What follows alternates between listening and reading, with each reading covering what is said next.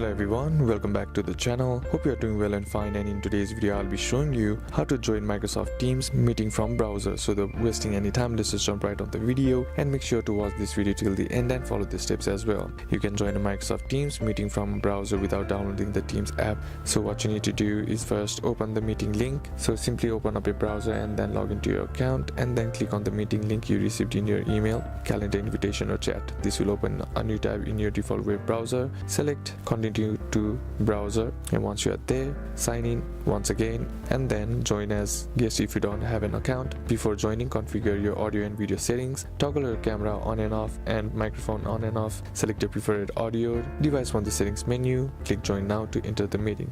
And now that's basically couple of steps that you can apply to do it. So that's it for today's video, guys. Hope this video was useful to you. Leave a like if it did, comment down below what the next video should be on, consider subbing to the channel. Thanks for watching. Bye bye.